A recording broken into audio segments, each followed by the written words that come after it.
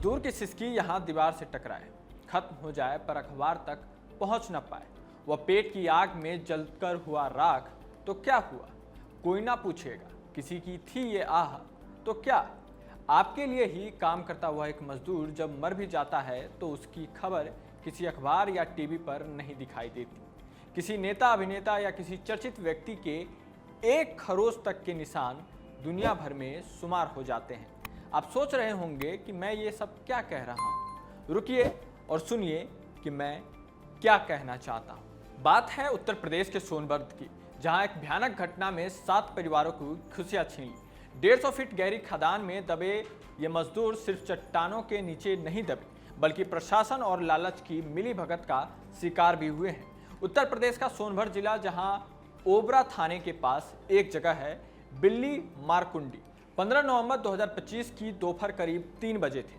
Krishna mining works की खदान में अचानक जोरदार भूस्खलन हुआ। पहाड़ का एक बहुत ही बड़ा हिस्सा तेजी से नीचे आ गिरा। जरा सोचिए, उस वक्त 150 फीट की गहराई में 12 से 15 मजदूर मशीनों से ड्रिलिंग कर रहे थे। एक 75 टन यानी लगभग 75,000 किलो वजनी चट्टान जब गिरी तो उन मजदूरों को भागने तक का मौका नहीं मिला। पूरा इलाका मलबे के ढेर में बदल गया, मानो मौत के चक्रवात से सब कुछ खाक कर दिया हो। अधिकारियों ने कहा यह एक हादसा था। चलिए हम मान भी लेते हैं कि ये एक हादसा होगा, लेकिन क्या तय सीमा से ज्यादा गहराई तक खोदा जाना, क्या इस पर कोई सवाल उठेंगे? आखिर एकदम से 75,000 किलो, आप सोच भी सकते हैं कि इतनी बड़ी मात्रा में चट्टान जब गिरती है तो आखिर क्या वजह रही होगी। दरअसल ये सब ओबरा माइनिंग का नतीजा था, यानी लालच में तय सीमा से बहुत ज्यादा गहराई तक खुदाई करना। अब प्रशासनिक अमला, एनडीआरएफ, एसडीआरएफ सब मौके पर पहुंचे। 72 घंटे तक बचाव का काम भी चला, लेकिन परिणाम दुखद रहा। मलबे से सिर्फ 7 मजदूरों के सभी निकाले जा सके। अपनी जान गंवाने वाले में शामिल थे कृपाशंकर खरवार, राजू सिंह, संतोष इंद्रजीत, राम खिलावन, रविंद्र डोंड और गुलाब खरवार उर्फ मुंशी। इन सभी बेगुनाह मजदूरों की मौत के लिए आखिरकार कौन जिम्मेदार है?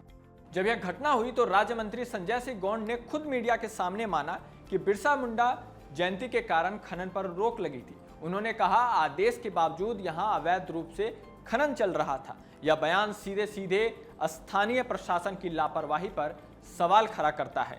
अब आपको बता दें कि कानून के हिसाब से खदान में सिर्फ 30 फीट तक खुदाई ही की जा सकती थी, लेकिन इस खदान में 150 फीट यानी तय सीमा से लगभग 5 गुना अधिक गहराई तक काम हो रहा था। महाराज, आप 2 गुना 3 गुना, अरे हम इस बात पर सहमति नहीं दे रहे हैं, लेकिन आप किस हद तक आखिर भ्रष्टाचार करेंगे? आखिर इस भ्रष्टाचारी में उन मजदूरों का क्या ही गलती थी जिसके परिवार उस एक शख्स की कमाई पर चलते थे? वे मजदूर जो दिन रात इतनी मेहनत करते थे। स्थानीय सांसद छोटे लाल खरवार ने भी सीधे सीधे सोनभद्र के डीएम, पुलिस और खनन अधिकारियों पे गंभीर आरोप लगाए। उन्होंने कहा कि यह सब प्रशासन की मिलीभगत से चल रहा था। यह कहानी और भी ज्यादा चौंकाने वाली है। कैसे, चलिए यह भी आपको बता देते हैं। एनजीटी यानी नेशनल ग्रीन ट्रिब्यूनल ने अवैध खनन को लेकर एक याचिका लगी हुई थी। नेशनल ग्रीन ट्रिब्यूनल ने जो देश में पर्यावरण और हरियाली की रक्षा के लिए बना है, उसमें याचिका लगी थी कि सोनभद्र की इन खदानों में मानकों का उल्लंघन हो रहा है। एनजीटी ने भी आंख मूंद कर भरोसा नहीं किया, बल्कि उसने जांच के आदेश दिए और यहीं से शुरू होता है कानून के कागजों में दफनाने का खेल।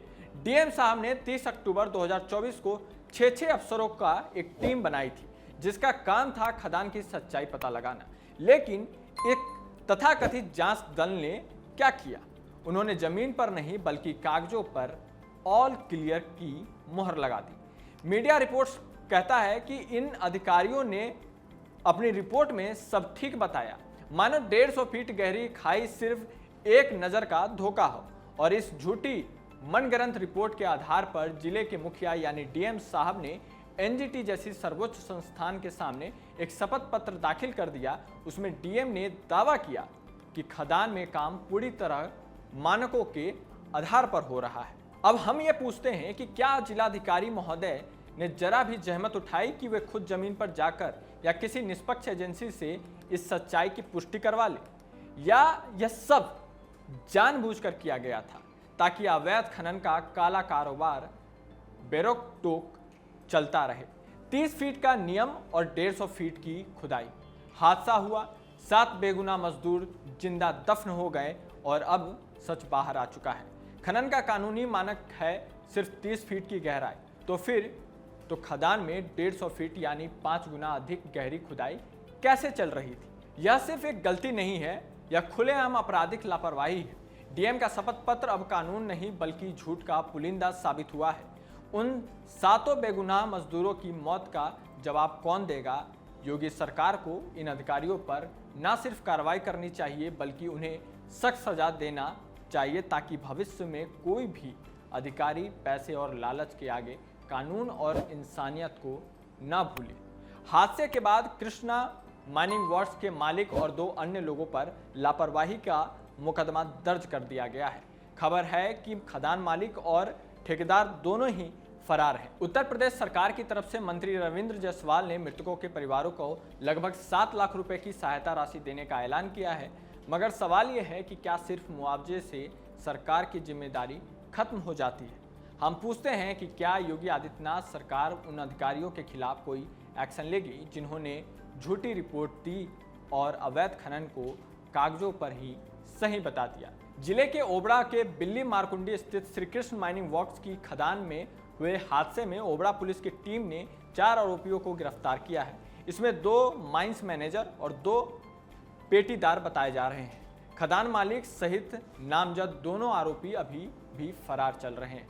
हम इस मामले में आगे भी आपको अपडेट करते रहेंगे और सच और झूठ के बीच का अंतर आपको बताते रहेंगे, लेकिन सरकार को तुरंत ही कार्रवाई करते हुए ये जो भी असली व्यक्ति हैं, असली गुनहगार हैं, उन्हें जेल के पीछे, सलाखों के पीछे भेजना चाहिए। आप देखते रहिए अनकोट। मैं हूं आनंद।